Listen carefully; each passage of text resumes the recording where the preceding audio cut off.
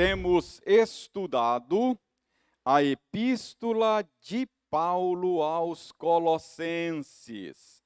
Então, eu peço a você para abrir a sua Bíblia na Epístola de Paulo aos Colossenses.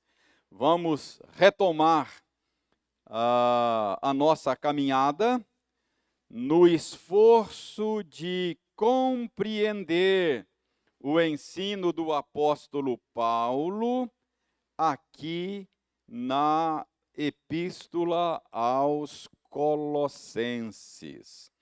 Nós estamos lendo nestas últimas semanas, no capítulo 3, a partir do verso 17, até o capítulo 4, verso 6.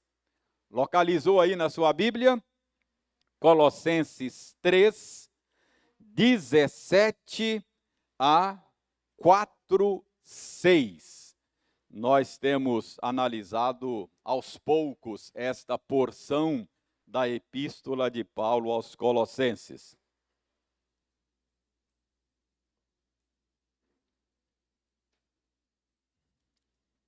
Eu lerei e você acompanhará silenciosamente aí a leitura que farei. E tudo o que fizerdes, seja em palavra, seja em ação, fazei-o em nome do Senhor Jesus, dando por ele graças a Deus Pai. Esposas, sede submissas ao próprio marido, como convém no Senhor. Maridos, amai vossa esposa e não a trateis com amargura. Filhos, em tudo obedecei a vossos pais, pois fazê-lo é grato diante do Senhor. Pais, não irriteis os vossos filhos, para que não fiquem desanimados. Servos, obedecei em tudo ao vosso Senhor segundo a carne, não servindo apenas sob vigilância, visando tão somente agradar homens, mas em singeleza de coração, temendo ao Senhor. Tudo quanto fizerdes, fazei-o de todo o coração, como para o Senhor, e não para homens, cientes de que recebereis do Senhor a recompensa da herança. A Cristo, o Senhor, é que estais servindo. Pois aquele que faz injustiça receberá em troco a injustiça feita. E nisto não há acepção de pessoas. Senhores, tratai os servos com justiça e com equidade, certos de que também vós tendes Senhor no céu. Perseverai na oração, vigiando com ações de graças. Suplicai ao mesmo tempo também por nós, para que Deus nos abra a porta à palavra, a fim de falarmos do mistério de Cristo, pelo qual também estou algemado, para que eu o manifeste como devo fazer. Portai-vos com sabedoria para com os que são de fora. Aproveitai as oportunidades. A vossa palavra seja sempre agradável, temperada com sal, para saberdes como deveis responder a cada um. Vamos fazer oração pedindo ao Senhor que nos ajude na compreensão da sua palavra. Senhor, nós damos-te graças por nos permitires mais uma vez voltar a este local e juntos nos debruçarmos sobre a Escritura, a fim de extrair dela orientação sábia, orientação segura para a nossa caminhada neste mundo. Ajuda-nos, ó Senhor, dando-nos iluminação do Espírito. Ajuda-nos, dando-nos boa compreensão do sentido do texto. Ajuda-nos, ó Senhor, movendo os nossos pés na direção da obediência. Nós oramos em nome de Jesus. Amém. Irmãos, deixe-me ajudá-los aqui a recordar o contexto da carta de Paulo aos Colossenses. Essa repetição é estratégica, porque repetindo, você vai guardando. É assim que a gente aprende, não é? Então, eu já disse e vou repetir para que você vá guardando estas coisas. Eu já disse que a epístola de Paulo foi escrita, a epístola de Paulo aos Colossenses, foi escrita porque Paulo recebeu notícias por meio de Epáfras que falsos mestres estavam disseminando ideias erradas, ensinos errados lá na igreja dos Colossenses. Paulo então escreveu esta carta para ajudar os crentes a não serem levados pelo engano dos falsos mestres. Que ensino era esse? Eu já disse a vocês que este ensino era um mix de ideias, de práticas, de crenças retiradas de várias fontes. Um pouco de judaísmo, um pouco de misticismo pagão, não é? Um pouco de gnosticismo, já existente naquela época de maneira incipiente, e um pouquinho de cada coisa compunha o ensino dos falsos mestres. E então Paulo está combatendo esse tipo de ensino. Pergunta é: qual era o problema com o ensino dos falsos mestres? Basicamente, é que os falsos mestres estavam propondo a busca de uma espiritualidade alienada de Cristo. Estavam propondo a busca de um aperfeiçoamento cristão por três vias, basicamente. A via do misticismo, não é? Achavam que o segredo para o crescimento espiritual estava numa experiência mística, não é? Eles entendiam também que um outro caminho para se buscar o aperfeiçoamento cristão era o cumprimento de certos ritos religiosos, sobretudo a circuncisão, não é? Ritos religiosos lá do judaísmo. E a terceira via proposta pelos falsos mestres era a via do rigor ascético. Você cresce por meio da força de vontade sua. Então, Paulo está condenando isso. Paulo está dizendo que o aperfeiçoamento cristão não nos vem pela via do misticismo, não nos vem pela via do ritualismo e não nos vem pela via da força de vontade. Então, qual era o problema?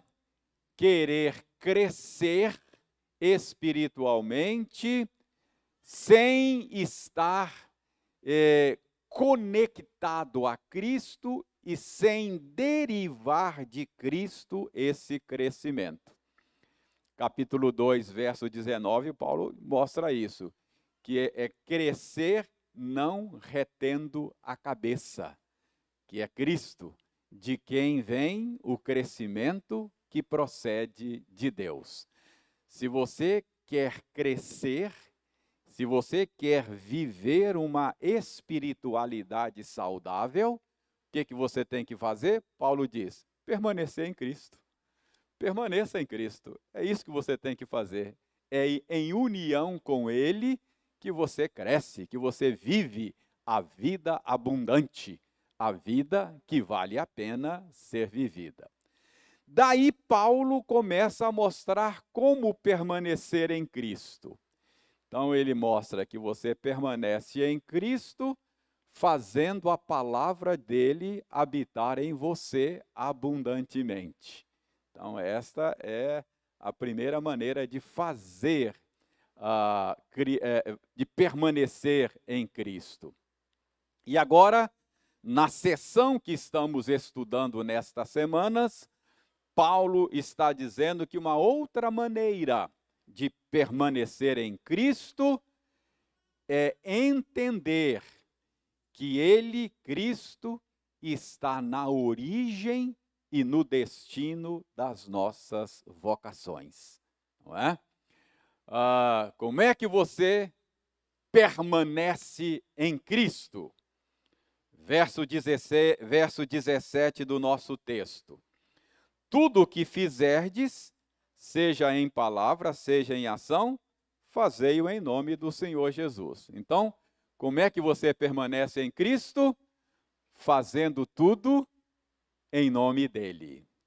E Paulo diz aí no verso 23, tudo o que fizerdes, fazei-o de todo o coração, como para o Senhor e não para homens.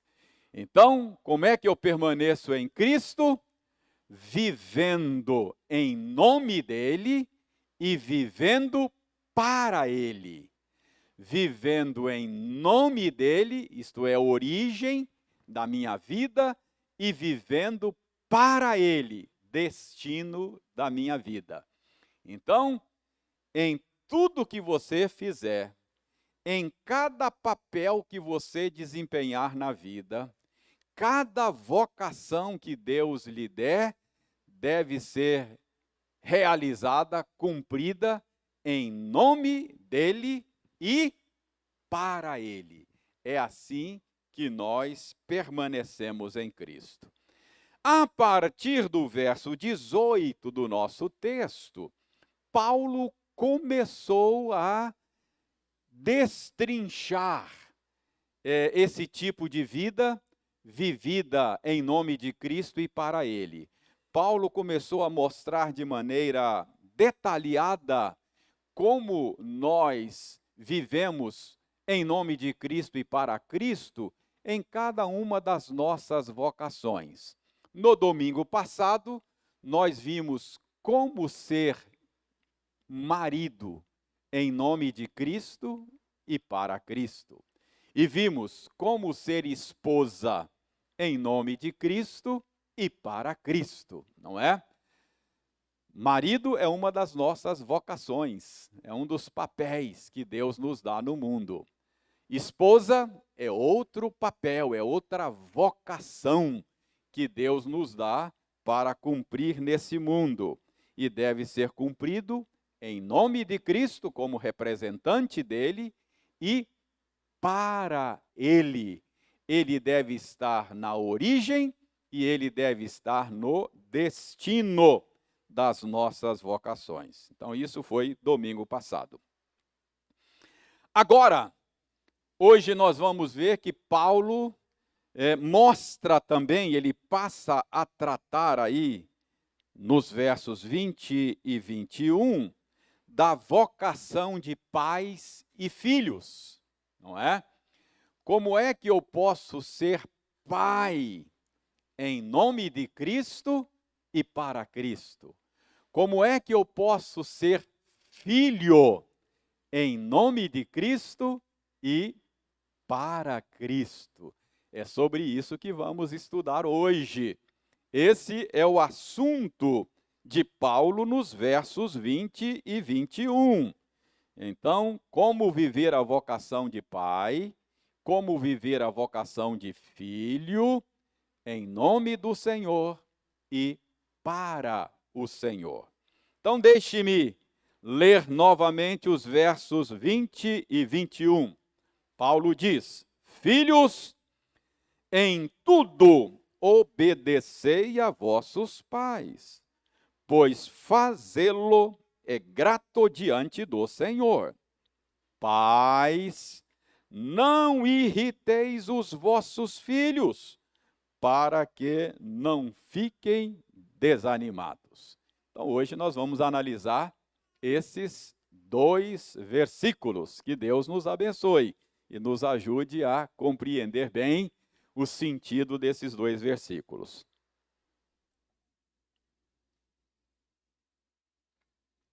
Muito bem, então, alguém poderia dizer: ok, Paulo, entendi, você disse que eu devo permanecer em Cristo, e você disse que para eu permanecer em Cristo, eu tenho que fazer tudo, seja em palavra ou em ação, em nome dele.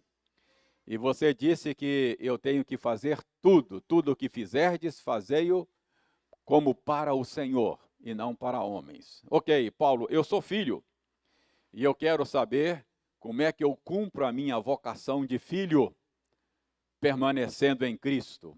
Como é que eu cumpro a minha vocação de filhos em nome do Senhor e para o Senhor.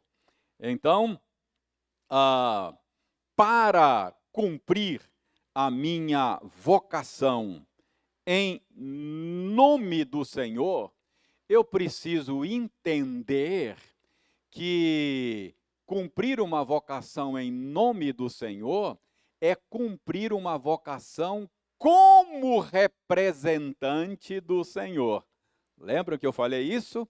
É como representante dele.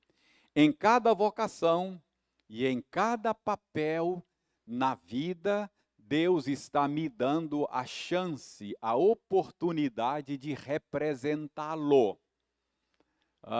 Cada papel que Deus nos dá na vida é uma maneira de representá-lo. Tudo que Deus criou, inclusive nós, Ele criou para a sua glória, para refletir a sua glória no mundo. O mundo é como um palco, o mundo é um teatro que Deus montou, onde Ele nos dá papéis, não é? Um script para que nós possamos representá-lo, imitá-lo, não é? Não é isso que Paulo diz: sejam meus imitadores, como eu sou do Senhor Deus, de Jesus, não é? Então, a vida cristã é isso, é vida de imitação. A vida cristã é vida de representação. Eu estou aqui nesse mundo para representar Deus. Ele é o original, eu sou a cópia. Eu sou a imagem e semelhança dele. Então eu preciso representá-lo bem. Então o ponto aqui é: como é que eu represento o Senhor como filho? Irmãos, para representar o Senhor como filho, eu preciso olhar para ele e ver como é que ele exerce a sua filiação. A Bíblia diz que Deus é filho, não é? Deus é filho. Esse é um papel que o próprio Deus desempenha. Então, notem bem, para cumprir o papel de filho, eu já tenho um modelo. Qual é o modelo? É o próprio Deus, não é? Nós cremos num Deus que desempenha um papel de pai, papel de filho. Isso são papéis divinos. Então, a maneira de você descobrir como representar o Senhor no papel de filho é olhando para o Senhor. E você vai ver como é que desempenha esse papel, não é? Talvez Paulo tenha escolhido aqui a obediência para caracterizar o desempenho da filiação divina, Porque obediência é a marca da filiação divina. Ao longo de toda a Escritura, nós aprendemos que Deus, o Filho, desempenha o seu papel sendo obediente a seu Pai. Você vai descobrir isso vez após vez, é só prestar atenção de como a Bíblia fala do papel desempenhado pelo Deus Filho. Por exemplo, a obediência dele está presumida na obra da criação. A Bíblia diz que foi por meio do Filho que Deus, o Pai, criou todas as coisas. Então, você lê lá no Gênesis que Deus criou todas as coisas por meio da sua palavra. O Logos, no início, era a palavra, era o verbo. O verbo estava com Deus e o verbo era Deus. Então, a palavra de Deus, o Logos, o verbo, é uma maneira da Bíblia falar do Deus Filho, do eterno Filho de Deus. Então, na criação, Deus foi dando ordens, foi se expressando, foi falando, e a palavra dele, o Filho, foi trazendo à existência todas as coisas em cumprimento à ordem dada por Deus. Então, foi por meio da obediência do Deus Filho que o mundo foi criado. Entenderam? Depois, quando você vai estudar na Bíblia sobre a obra da providência, por exemplo, você vai descobrir que Deus age também na providência por meio do seu Filho. A Bíblia, porque o que é a providência? A providência é aquela doutrina bíblica que nos ensina que Deus não apenas criou todas as coisas, mas Ele mantém todas as coisas e Ele governa todas as coisas. Então, Deus não apenas criou o mundo e deu cordas nele e soltou para lá, mas a Bíblia ensina que Deus criou o mundo e ele continua pessoalmente envolvido com o seu mundo, numa obra de manutenção, preservação e governo de todas as coisas. O mundo está sendo mantido e governado por Deus mesmo. O mundo não é mantido e governado por leis impessoais. As leis da natureza, por exemplo. É claro que estas leis existem, mas estas leis não funcionam de maneira independente de Deus. Ele mesmo está envolvido. Então, isso é obra da providência. E como é que nós vemos na Bíblia Deus operando na providência? A Bíblia diz que ele opera por meio do Filho. Ele sustenta todas as coisas pela palavra do seu poder. A mesma palavra de Deus que trouxe o mundo à existência está mantendo o mundo em funcionamento, está governando o mundo, dando à história a direção que Deus mesmo deseja. Eu sei que muitas vezes parece que o mundo está desgovernado, né? A sensação que a gente tem é que o mundo está destrambelhado, mas não está. Deus está governando cada detalhe. A Bíblia diz que não cai um pardal, um passarinho, não cai uma folha, sem que esteja debaixo da supervisão, da direção e do governo de Deus. Então, Deus age por meio da obediência do seu Filho. E na redenção? Na obra da redenção. Aí fica claro mesmo que a nossa redenção acontece por meio da obediência do Deus Filho. Ele mesmo falou: eu não vim para fazer a minha vontade. Eu fui enviado por meu Pai, eu vim para fazer a vontade do meu Pai. Olha só, depois Paulo vai dizer que ele estava na glória com Deus, ele era Deus, conforme João disse, ele é Deus, estava com Deus, mas ele não julgou como usurpação o ser igual a Deus. Ele não ficou apegado aos seus direitos de Deus.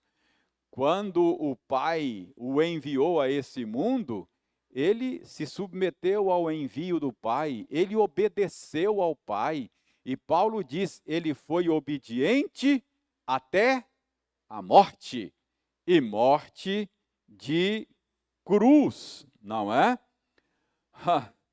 Uma vez os discípulos ficaram preocupados porque o Senhor estava sem comer, e ele falou: olha, a minha comida é fazer a vontade do meu Pai, daquele que me enviou.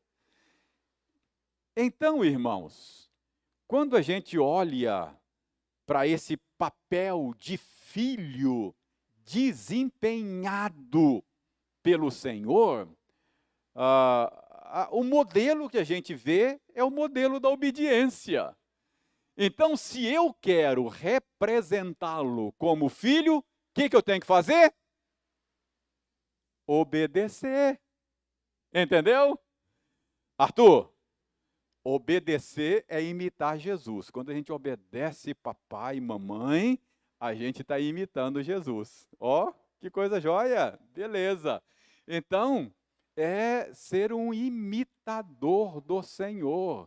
A obediência é uma coisa bonita, porque é uma coisa de Deus. Uma coisa bonita, não é? É uma coisa de Deus. Por isso Paulo diz aí, não é?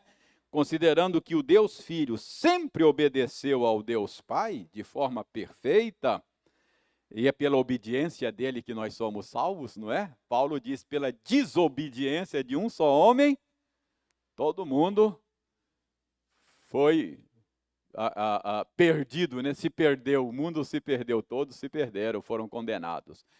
Mas pela obediência de um só, muitos são salvos.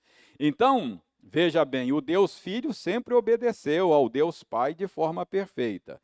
Portanto, o filho desobediente não é um bom representante do Senhor, não é? Ele não está sendo filho em nome do Senhor. Para representar bem o Senhor, a obediência é a marca característica da filiação, não é? Da filiação divina.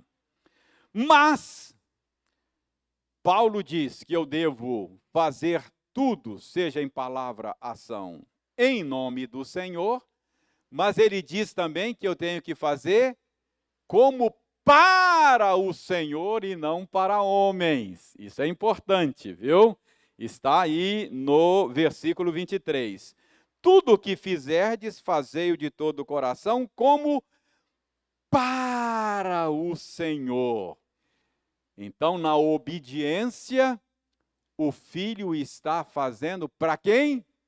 Apenas para o papai e para a mamãe? Não, está fazendo para o Senhor. Então, o filho, quando obedece, ele obedece não apenas por causa da mamãe, por causa do papai, mas ele obedece por causa do Senhor.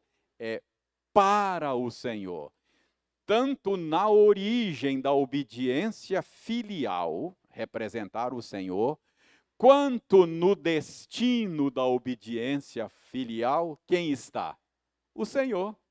O Senhor está na origem da obediência filial e o Senhor está no destino da obediência filial. Faz em nome dele e faz para ele. Paulo deixa isso muito claro aí no final do versículo 21, ou melhor, 20.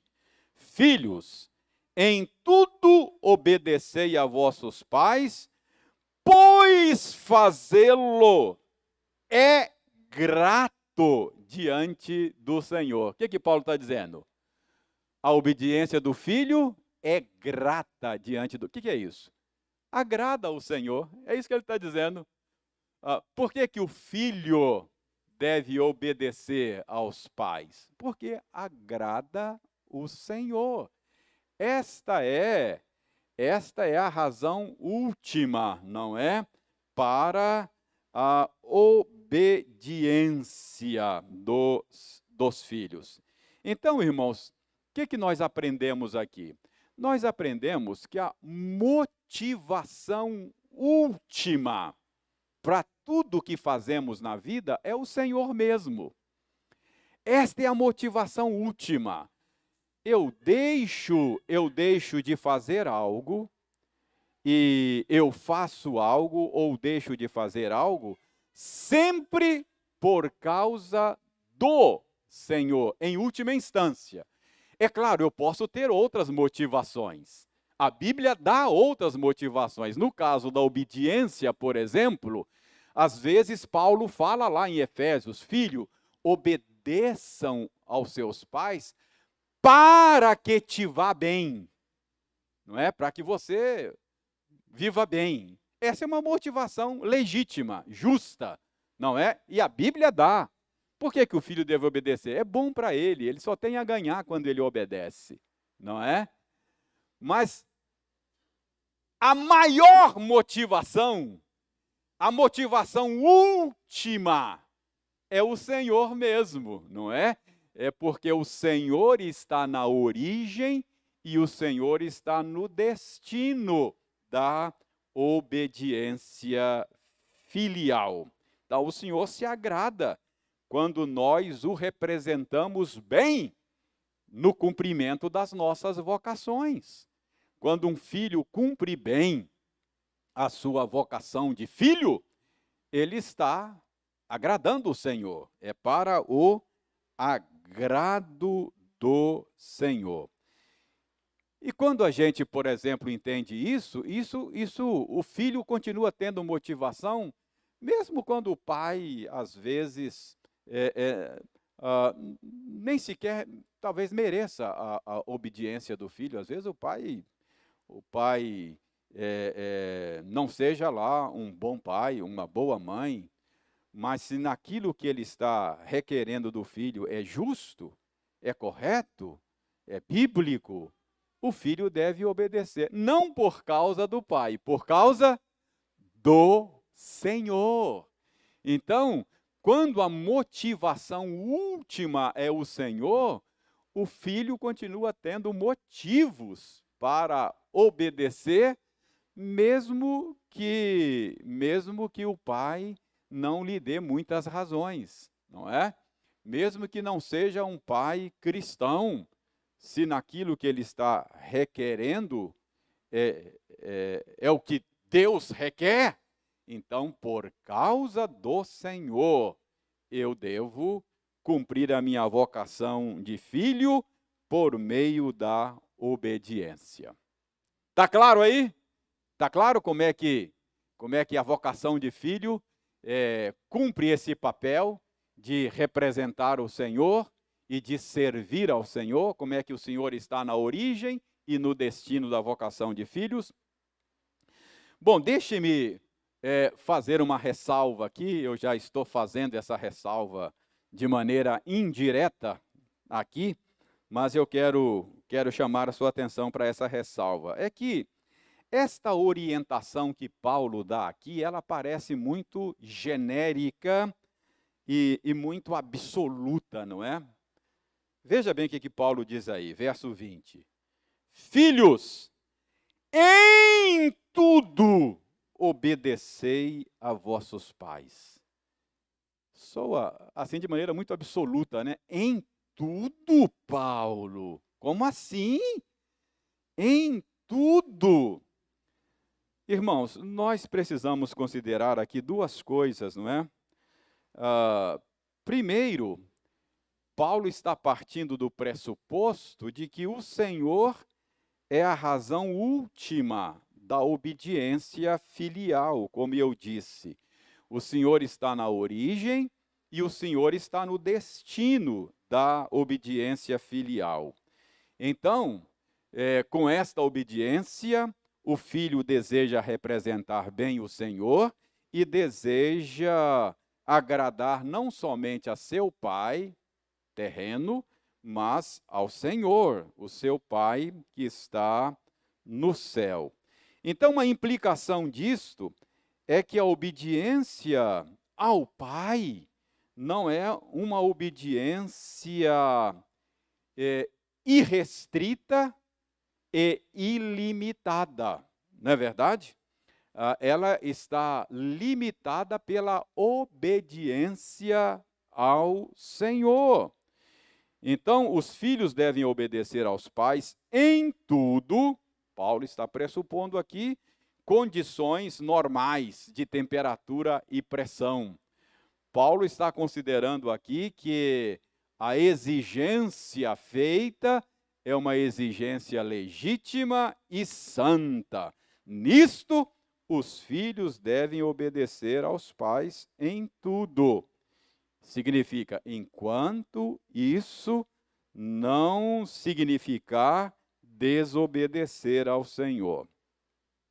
Eu não sei quantos de vocês têm acompanhado a série de estudos de quarta-feira. Estamos estudando os 10 mandamentos. E outro dia nós estudamos o 5º mandamento. Honra teu pai e tua mãe. E quando eu comentei o 5º mandamento, nesse nosso programa de estudos de quarta-feira, eu disse a vocês que a autoridade suprema pertence a Deus e que a obediência à autoridade daqueles que estão em autoridade sobre nós não é uma obediência cega, ilimitada, irrestrita. É uma obediência no Senhor. A esposa deve obedecer ao marido no Senhor. O filho deve obedecer aos pais no Senhor. O cidadão deve obedecer às autoridades no Senhor. O dia que houver um choque entre a autoridade de Deus e a autoridade das pessoas, antes importa obedecer a Deus e não aos homens. Isso fica muito claro quando os apóstolos foram chamados pelas autoridades a parar de pregar o evangelho. E eles disseram, antes importa obedecer a Deus e não aos homens. Eles disseram, não podemos deixar de falar daquilo que vimos e ouvimos. Então, está claro isso? Esse em tudo aqui precisa ser entendido à luz do ensino geral da Escritura a respeito do princípio de autoridade. Então, aqui em Colossenses, essa limitação está implícita. É obediência no Senhor. Isso também sugere o que para nós? Isso sugere que nessa relação, não apenas os filhos têm obrigações. Nessa relação, os pais têm obrigações, ok? Tanto é assim que o verso 21 agora, Paulo mira nos pais. No verso 20, ele mirou nos filhos. Agora, no verso 21, ele vai se dirigir aos pais. Então, a vocação de pai também precisa ser cumprida em nome do Senhor e para o Senhor. Assim como o Senhor está na origem e no destino da vocação dos filhos, o Senhor também está na origem e no destino da vocação dos pais. Então, notem o verso 21. Pais, não irriteis os vossos filhos, para que não fiquem desanimados. Ok? Então, aí está a palavra de Paulo, ou melhor, do Espírito Santo, não é? É de Paulo, mas em última instância do Espírito Santo, aos pais. Está aí no versículo 21. Ok?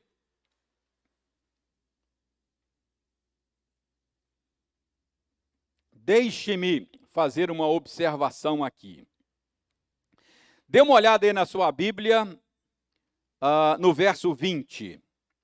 Verso 20 diz: Filhos, em tudo obedecei aos vossos pais. Pais. Então tem pais aí no verso 20. Agora, no início do verso 21, tem pais também, não tem? Agora preste atenção, aqui tem um detalhe que você acaba perdendo lendo a sua Bíblia no português, tá bom? A palavra aí é a mesma, pais no verso 20 e pais no verso 21. No português não tem distinção. Mas quando Paulo escreveu isso aqui, ele não escreveu em português, ok? Ele escreveu em grego. E o Espírito Santo colocou na mente de Paulo e no coração de Paulo duas palavras distintas. A palavra pais no grego aí no verso 20, não é a mesma palavra do verso 21. Se você ler no grego, você vai ver que são palavras distintas. Mas os tradutores traduziram com a mesma palavra em português. Pais no verso 20 e pais no verso 21. Então, no grego é uma outra palavra. Por quê? Porque pais no verso 20 é pais no sentido genérico.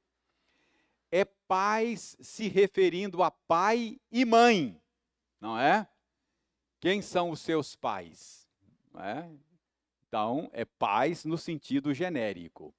Então, aí no verso 20, filhos, em tudo obedecei a vossos pais. É genérico.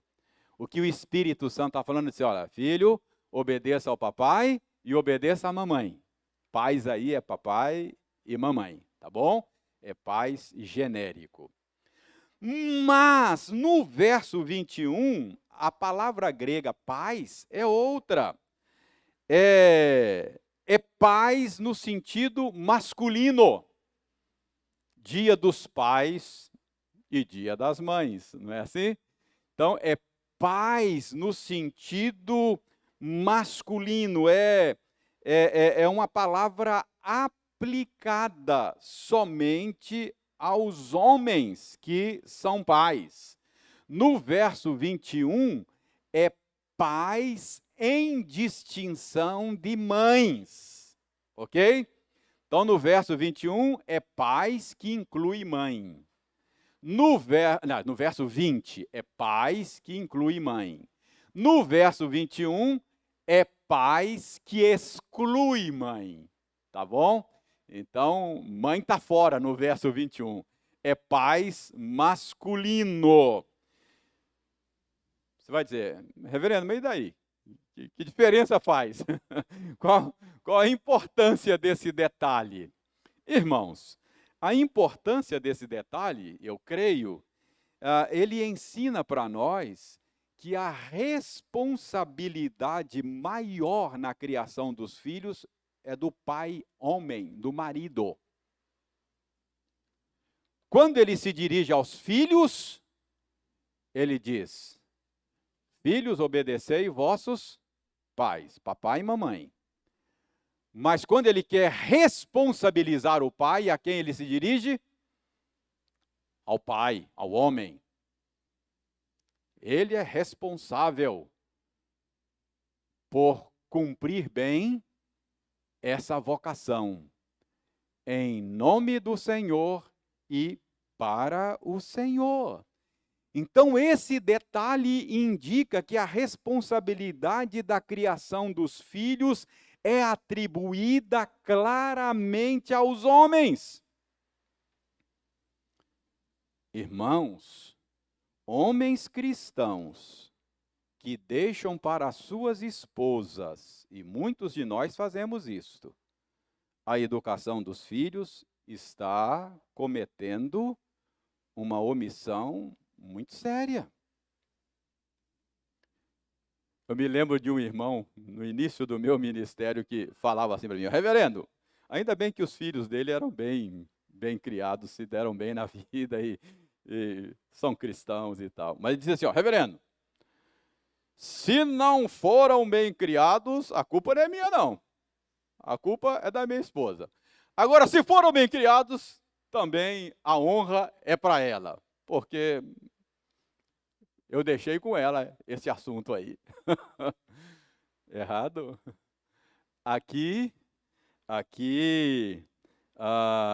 o Senhor está chamando a atenção dos homens para a responsabilidade da criação dos filhos. Pais masculino. Abra sua Bíblia num texto aqui que vai ser útil para nós nesse momento. 1 de Pedro, abra aí, 1 de Pedro. Eu creio que essa passagem aí vai ser útil para nós entendermos, clarearmos esse assunto da responsabilidade masculina na criação, na liderança da casa. 1 de Pedro, capítulo 3. Verso 7, preste bem atenção aí. 1 de Pedro, capítulo 3, verso 7. Maridos, vós igualmente vivei a vida comum do lar com discernimento, e tendo consideração para com a vossa mulher como parte mais frágil. Tratai-a com dignidade, pois sois juntamente herdeiros da mesma graça de vida, para que não se interrompam as vossas orações. Bom, Pedro não está falando de criação de filhos, não está. Pedro está falando da relação conjugal, marido e mulher. Mas Pedro está lembrando aqui que o bom andamento da casa, do lar, da família, é responsabilidade primeira e fundamental do marido. Claro, todos nós temos responsabilidades com o bom andamento das nossas casas, das nossas famílias. Todos nós somos responsáveis diante de Deus. Paulo acabou de falar com os filhos, não é? No verso 20. Mas Pedro está considerando aqui que Deus deu ao marido a responsabilidade de liderar. Ele é o cabeça, ele é o líder. Portanto, a responsabilidade é dele. Por exemplo, pensem lá no texto da criação. Lembre-se de Gênesis. Quem desobedeceu primeiro? Foi a mulher, não foi? Ela desobedeceu primeiro. E levou o marido à desobediência. Mas quando Deus foi responsabilizar o casal, a quem que Deus chamou? Não chamou Eva, não é? Adão, onde estás? Chamou Adão e falou: rapaz, o que está acontecendo? Que é isso? Percebe? Por que Deus não chamou Eva? Porque Adão foi colocado como líder, como cabeça. Então, preste bem atenção. É por isso que quando fala com os filhos, obedecei aos vossos pais, o Espírito Santo, por meio de Paulo, lá em Colossenses, usou pais genérico, pai e mãe. Mas quando vai falar o modo como deve educar os filhos, ele se dirige só ao pai, cabeça, não é? Então, irmãos, notem aí o que Pedro está dizendo. Observe ainda em Pedro, não é? Qual é a ordem que Pedro dá aí aos maridos? Maridos, o que ele diz aí? Pedro 3,7. Vós igualmente, o que o marido tem que fazer aí, segundo Pedro? Vivei, não é? Vivei a vida comum do lar. O que é isso, hein? Maridos, vivei a vida comum do lar. Irmãos, viver a vida comum do lar significa participar ativamente da vida do lar. Marido cristão não pode ser um marido ausente. Ele deve viver a vida comum do lar. Ele precisa entender, à luz desta passagem de Pedro, que a vida no lar é responsabilidade dele. Ele não pode viver distante do que se passa na sua casa. Ele não pode viver distante do que acontece no seu lar. Ele deve se envolver com as questões da sua casa. Irmãos, isso é muito necessário ser lembrado, porque a nossa cultura, na nossa cultura é muito comum a figura de um marido que chega em casa no final do dia, cansado do trabalho, eu reconheço, senta-se na frente da televisão e depois vai dormir como se a sua casa fosse apenas um hotel. Mas não é essa a figura bíblica do marido cristão. O marido cristão vive a vida comum do lar. É claro que ele tem uma auxiliadora e ele pode liderar com o auxílio dela, delegando,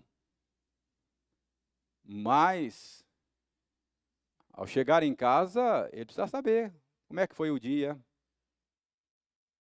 Chamar o filho, como é que foi na escola hoje, filho? Conta para o papai aqui.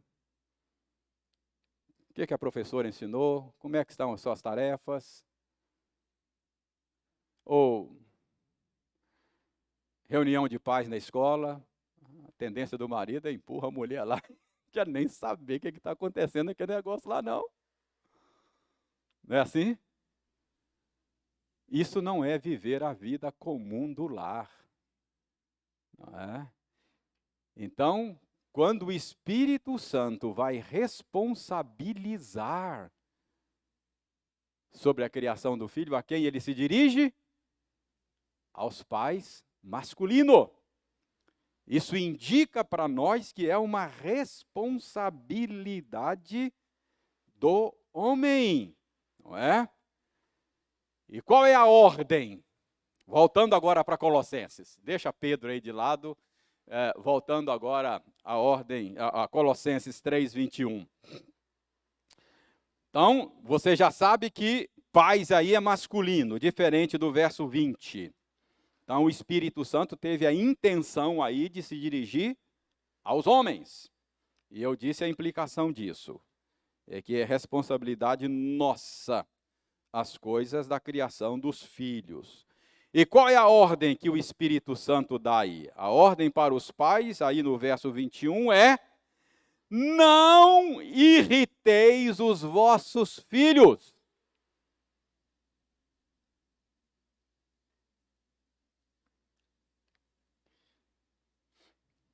O que é isso, hein? Quer dizer, além do risco da omissão, de ser um pai ausente e omisso na criação dos filhos, o homem corre o risco também de cumprir a sua vocação de uma maneira a irritar os seus filhos. É isso que Paulo está dizendo aí. Não irriteis os vossos filhos. O que significa isso, hein? de que maneira, no exercício da nossa paternidade, nós podemos irritar os nossos filhos?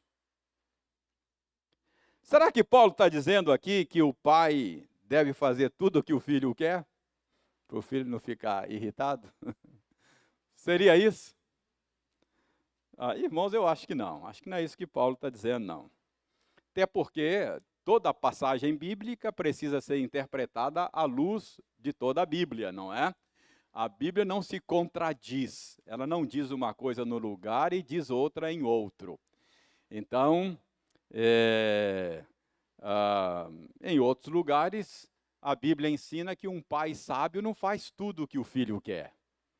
Não dá tudo o que o filho quer. Não é assim? Por exemplo, lá em Mateus registrou que Jesus, querendo encorajar a prática da oração, lembra?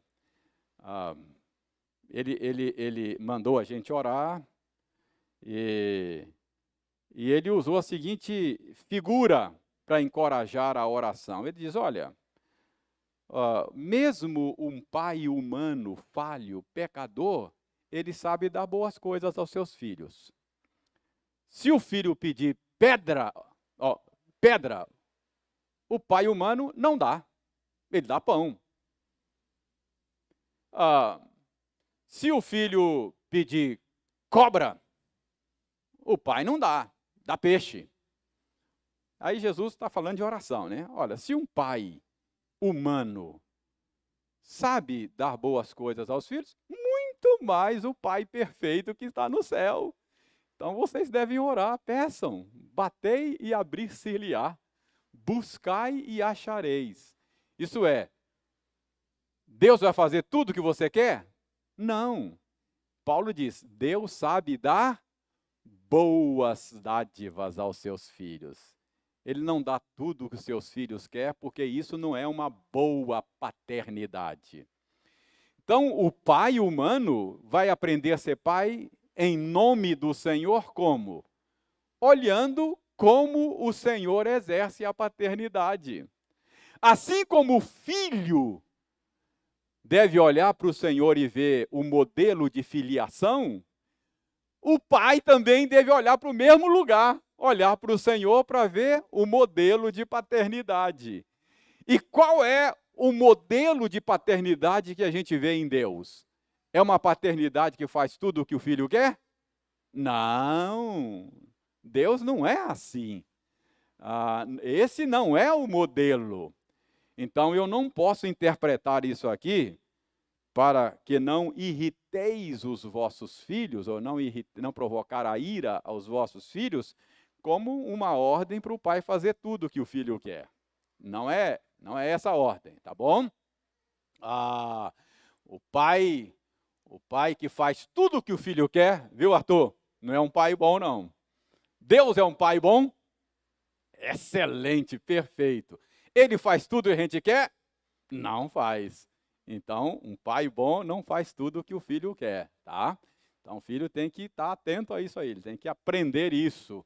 Às vezes, o não do pai é um não amoroso e bom, é para o nosso bem. É assim que Deus exerce a paternidade e esse é o modelo para quem quer cumprir essa vocação em nome do Senhor e para o Senhor. Então, não deve ser essa a interpretação. Não irriteis os vossos filhos, não é? Ele não está dizendo que devemos satisfazer todos os desejos dos filhos. Bom, a gente já sabe o que não é, né? Mas o que é? Irmãos, o fato é que Paulo não diz claramente aqui o que significa irritar os nossos filhos, né? Pais, não irriteis vossos filhos, não é? Pais, não irriteis os vossos filhos. Paulo não diz o que significa. O dia que a gente encontrar com Paulo, a gente pergunta para ele, né? Fala, Paulo, aqui, ó, aquele negócio lá, Explica para nós aí o que você quis dizer com isso. Mas vejam bem, deixe-me arriscar aqui.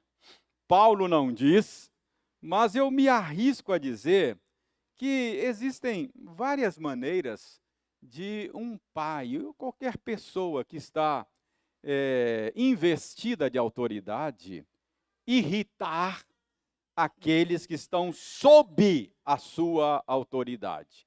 E eu creio que isso se aplica a nós, os pais que exercemos autoridade sobre os nossos filhos. Então, existem várias maneiras. Por exemplo, um dos riscos que aqueles que se acham investidos de autoridade correm é o risco de abusar da autoridade. Não é?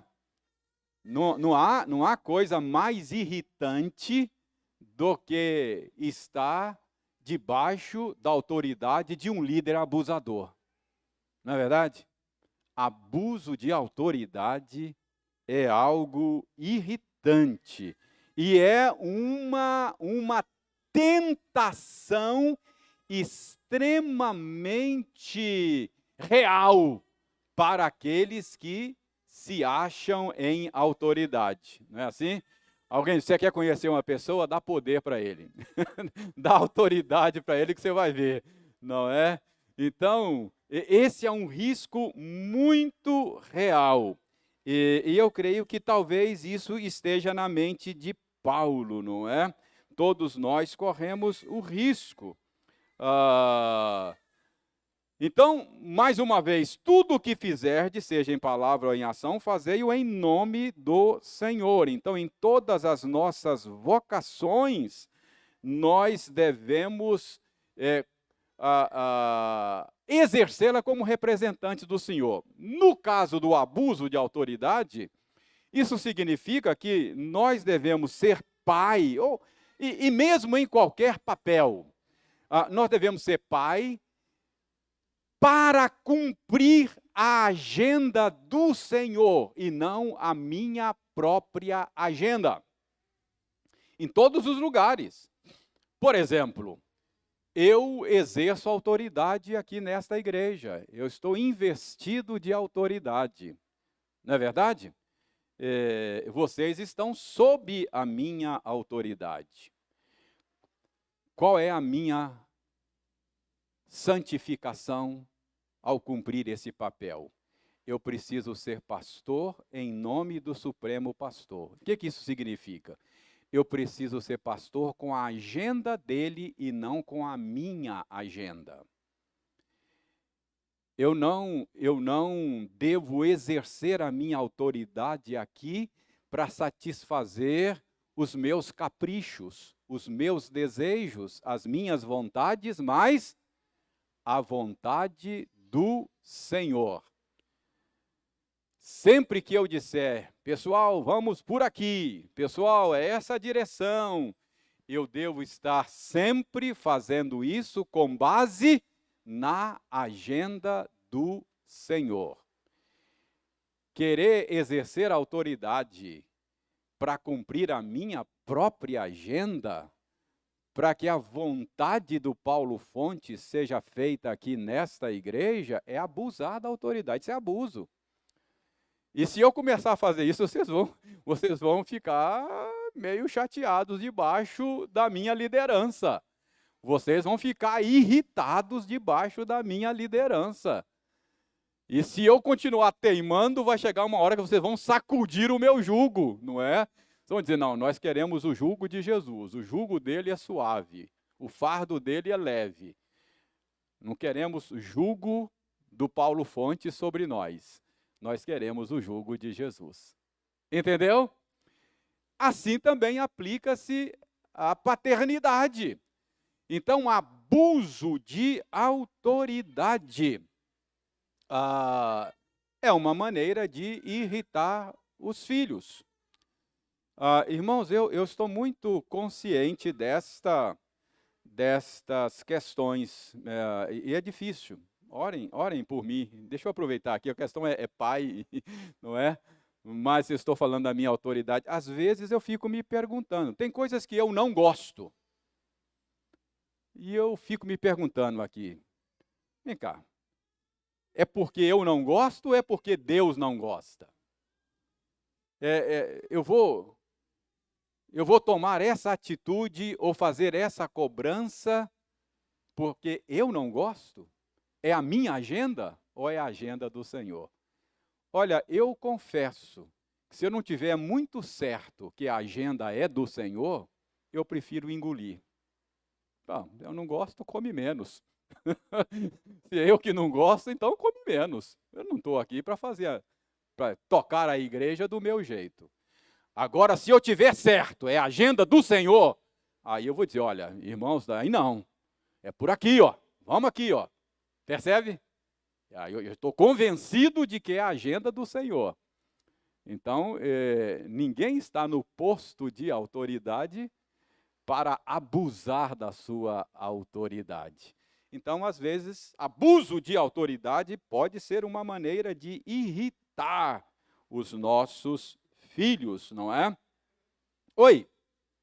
Alguém falou alguma coisa? Não, né? Ah, tossiu. Ok. Então eu preciso sempre lembrar, como pai, como líder, como alguém que está investido de autoridade, que a vontade de Deus é sempre boa, sempre perfeita, mas a minha vontade nem sempre, não é? Então, a tendência é o filho se sujeitar à boa vontade do Senhor. Aliás, o filho deve se sujeitar à boa vontade do Senhor e não aos caprichos do pai. Muito bem. Ok. Então, Paulo está, ao dizer aqui, não irriteis os vossos filhos, ele está aqui talvez advertindo quanto ao abuso de autoridade. Eu creio que há uma outra maneira de irritar os filhos, não é? Além do abuso de autoridade, uma outra maneira é a hipocrisia nossa como pais, resultante do nosso orgulho. Eu não sei se vocês concordam comigo, mas eu acho que talvez Paulo tenha isso em mente aqui, não é? Se tem uma coisa irritante que irrita os liderados, é líder que gosta de liderar daquele jeito. Faz o que eu mando, mas não faz o que eu faço. Já viram? Liderar pelo discurso, sem liderar pelo exemplo, é uma coisa irritante. Irritante. Imagine se eu começasse a cobrar de vocês aqui pontualidade como líder, mas fosse mestre em chegar atrasado. Vocês iam ficar irritados, não ia? Percebeu? Não é? Então, liderar é liderar pelo exemplo. O exemplo fala mais alto do que o discurso. Irmãos, não se iludam, não se iludam. Os filhos percebem facilmente desde cedo a nossa hipocrisia, a nossa incoerência. E isso deixa os nossos filhos irritados. Talvez você diga, reverendo, mas ninguém é perfeito, né? Eu sei, irmãos, eu sou pai como vocês e errei e tenho errado muito. É verdade, ninguém é perfeito. Mas sabe que eu acho que o nosso problema, nesse caso, não é falta de perfeição. Eu acho que o nosso problema, nesse caso, é falta de humildade. O nosso problema não é não ser perfeito. O nosso problema é não admitir que não é perfeito. Acho que esse é o nosso problema. Eu sei, a gente tem medo de perder a autoridade, né? A gente acha que se admitir falhas, erros, equívocos, nós vamos perder a autoridade sobre os nossos filhos. Por isso a gente acha que tem que parecer perfeito. Irmãos, tolice, tolice. Acho que se você aprender a admitir que não é perfeito, você vai ganhar o respeito dos seus filhos. Vai ganhar o respeito dos seus filhos. Você vai irritá-los se você, contra todas as evidências, desejar manter a pose de perfeito. Quando foi a última vez que você pediu perdão a um filho? Dizer, filho, olha, eu quero lhe pedir perdão. Não exerci bem a minha liderança, a minha paternidade. Eu pequei contra Deus, pequei contra você, e eu quero que você me perdoe. Gente, isso não diminui você, isso te engrandece. Isso vai fazer o seu filho respeitar você. E você vai mostrar para ele que todos nós precisamos da graça de Deus, não é? O filho precisa da graça de Deus para cumprir bem o seu papel de filho, e o pai precisa da graça de Deus para cumprir bem o seu papel de pai, mesmo com crianças pequenas. A gente gosta de manter a pose.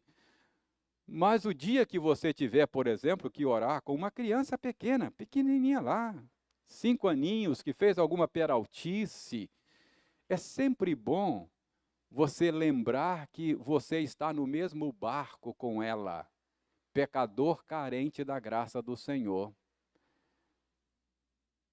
Filho, vamos pedir o Papai do Céu para mudar o seu coração. Você tem falado mentira. Mentira não é do Papai do Céu, não é? A gente às vezes esquece e acha que mentira é uma coisa boa. Olha, sabe, o papai esquece também. Às vezes o papai fala mentira.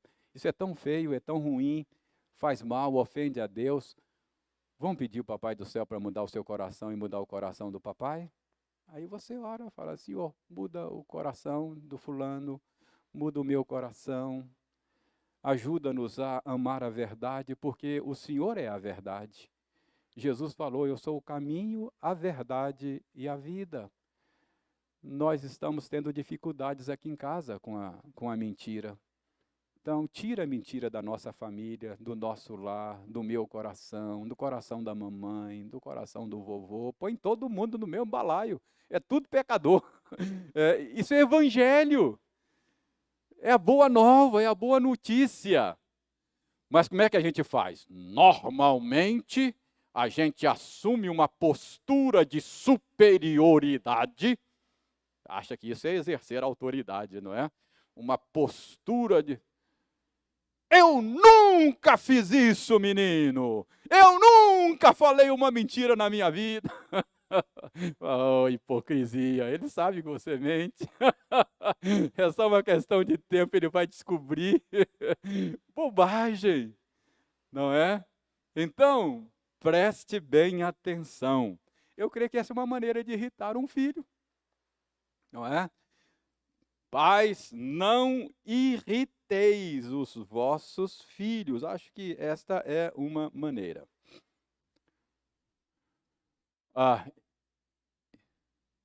Acabou o meu tempo aqui. Eu acho que eu estou deixando vocês irritados.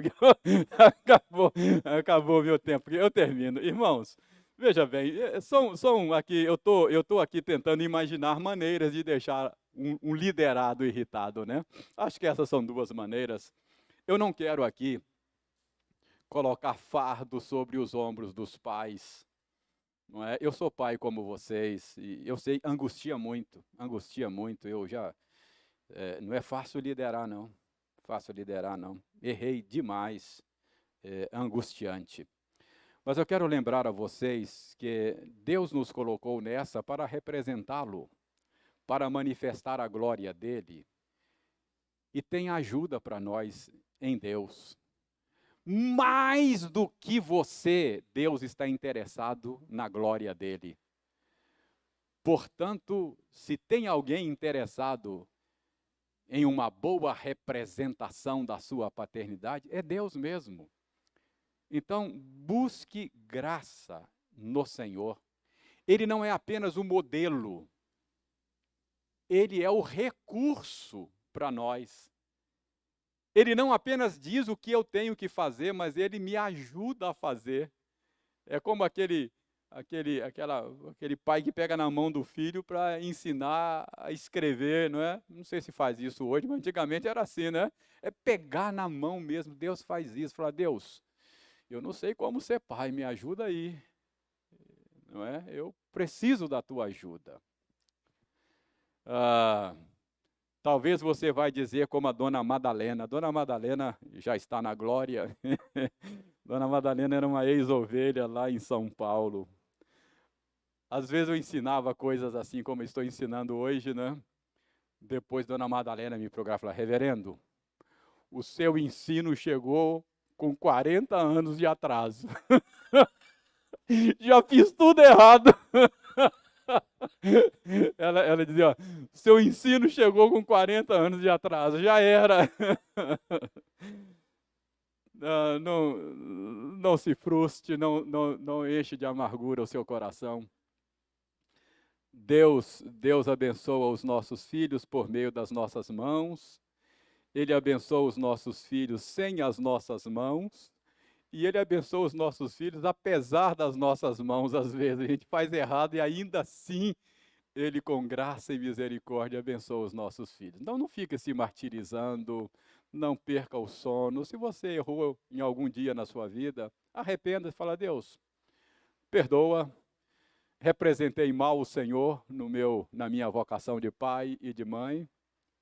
Me ajuda a fazer melhor daqui para frente, ajudar outros a fazer melhor. Abençoe os meus filhos, tenha misericórdia deles, apesar de mim, não é? Deus é gracioso, Deus é amoroso. Então eu não quero que você vá para casa hoje levando um fardo sobre as costas por algum erro que você tenha cometido no passado. Descanse em Deus, confie na graça e na misericórdia dele, ok? Muito bem, 10 minutos de atraso, vamos ficar em pé, vamos fazer oração, vamos terminar nossa aula de hoje.